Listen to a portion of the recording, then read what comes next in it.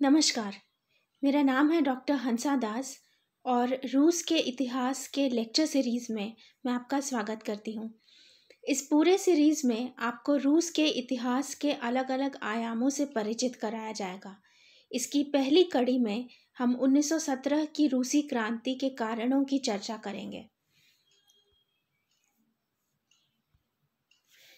विश्व में हुई क्रांतियों में 1917 की रूस की क्रांति की एक अहम भूमिका है।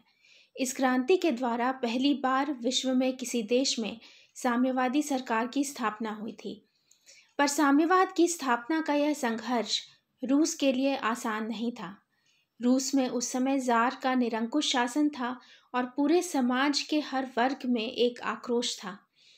आज के वीडियो में हम देखेंगे कि किन कारणों से 1917 में रूस की क्रांति हुई, जिसने रूस को एक साम्यवादी विचारधारा वाली सरकार दी। पहला कारण है रूस की क्रांति का निरंकुश राजतंत्र। रशिया के शासक या जार निरंकुश थे और दैवीय अधिकार के सिद्धांत पर विश्वास करते थे। दैवीय अधिकार के सिद्धांत के अनुसार ईश्वर ने जार को धरती पर अपना प्रतिनिधि बनाकर भेजा है और ईश्वर की आज्ञा से जार को लोगों के ऊपर शासन करने का अधिकार है। जार अलेक्जेंडर प्रथम और जार निकोलस प्रथम ने प्रतिक्रियावादी एवं दमनकारी नीतियों का मार्ग अपनाया। जार निकोलस द्वितीय भी रूढ़िवादिता का कट्टर समर्थक था। उसके शासनकाल में हुए रूस जापान युद्ध में रूस की पराजय से जनता उखड़ चुकी थी और रूस क्रांति के दौर पर था। पश्चिमी यूरोप के राज्यों पर नए विचारों का प्रभाव पड़ रहा था और वे आवश्यक राजनीतिक, आर्थिक और सामाजिक सुधार ला रहे थे, परंतु रूस में कोई विशेष परिवर्तन नहीं हुआ। इसका कारण था रूस में शासन का निरंकुश और अत्याचारी होना, और रूस के ज़ारों ने सुधार आंदोलनों का घोर विरोध किया। रूस की जनता इस निरंकुश राजसत्ता का अंत चाहती थी। दूसरा कारण था जार निकोलस द्वितीय की अयोग्यता। निकोलस द्वितीय एक प्रतिक्रियावादी और निरंकुश शासक था। निकोलस द्वितीय राजनीतिक स्तर पर अपनी पत्नी अलेक्जेंड्रा के प्रभाव में था, जो खुद एक कृषक पादरी रास्पुटिन के प्रभाव में थी। रास्पुटिन की इस राजनीतिक दखलंदाजी ने रूस में भ्रष्टाचार और संदेह को जन्म दिया। इसका परिणाम यह था कि रूस की जनता इस शाही परिवार से पूरी तरह असंतुष्ट हो गई थी और उसने देश के प्रशासनिक व्यवस्था को बदलने का निर्णय लिया। निकोलस द्वितीय की अकाबिलियत का रूस को भारी खामियाजा भरना पड़ा। 1917 में रूस की सामाजिक स्थिति क्रांति का एक मुख्य कारण थी। रूसी समाज दो भागों में विभाजित था, अमीर वर्ग और गरीब या वंचित वर्ग, जिसे हम लोग हैव्स और हैव नॉट्स बोलते हैं। अमीर वर्ग के लोग जार की निरंकुशता का पूरी तरह से समर्थन करते थे और साथ ही उनका कब्जा सभी प्रशासनिक पदों और देश की पूरी जमीन पर था। गरीब या वंचित वर्ग, या जिसे हम हैव नॉट्स कहते हैं, उसमें किसान और मजदूर थे जिनकी आर्थिक स्थिति काफ़ी दयनीय थी। उनको अमीर वर्ग का शोषण सहना पड़ता था। रूस की यह सामाजिक व्यवस्था समाज में व्याप्त आर्थिक और सामाजिक असमानता की झलक थी। लोगों में विद्रोह की भावना पनपने लगी। कृषकों की स्थिति भी कोई अच्छी नहीं थी। रूस अभी तक कृषि प्रधान देश था, पर इसके बावजूद किसानों की स्थिति अत्यंत दयनीय थी। उनकी स्थिति अर्धदासों की तरह थी। दे वर लाइक सेमी स्लेव्स। 1905 में किसानों ने अनेक स्थानों पर दंगे किए थे और इसके बाद 1906 और 1910 में कुछ भूमि संबंधी सुधार हुए, परंतु ये भूमिहीनों की समस्या को सुलझा न सके। लेनिन का कहना था कि हमें मजदूरों, कृषकों एवं सैनिकों के द्वारा संगठित सरकार के अतिरिक्त किसी अन्य प्रकार की सरकार नहीं चाहिए। तो कृषकों में काफ़ी रोष था जार के शासन को लेकर। उसी समय औद्योगिक क्रांति का भी प्रभाव पड़ा रूस पर। इंडस्ट्रियल रेवोल्यूशन हो रहा था। तो रूस का औद्योगिकरण 1861 से आरंभ हुआ था और 1890 के बाद इसका विशेष विकास हुआ। औद्योगिकरण के परिणाम स्वरूप रूस में भारी मात्रा में फैक्ट्रियों और नए उद्योगों की स्थापना हुई।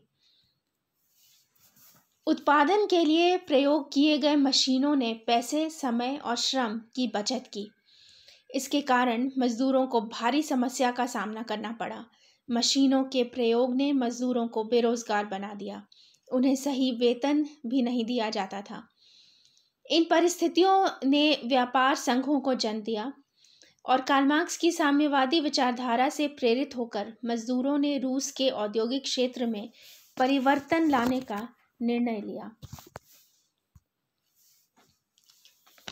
रूसीकरण की नीति, पॉलिसी ऑफ रसिफिकेशन।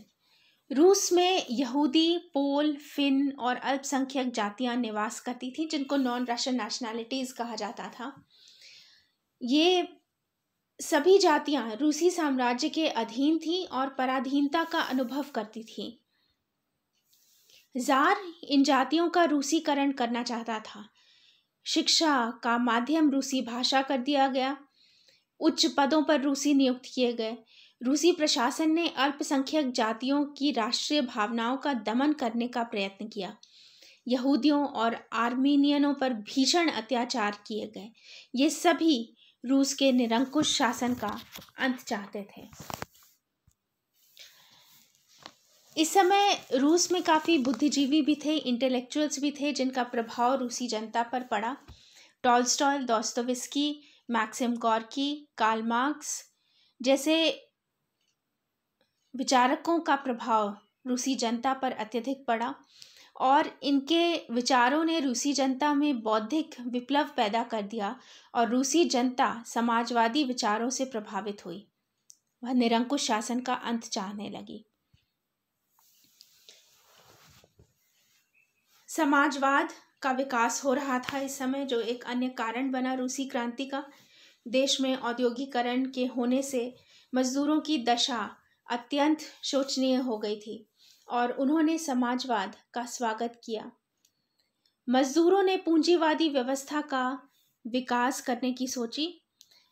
फलतः लेनिन के नेतृत्व में सोशल डेमोक्रेटिक पार्टी का संगठन हुआ।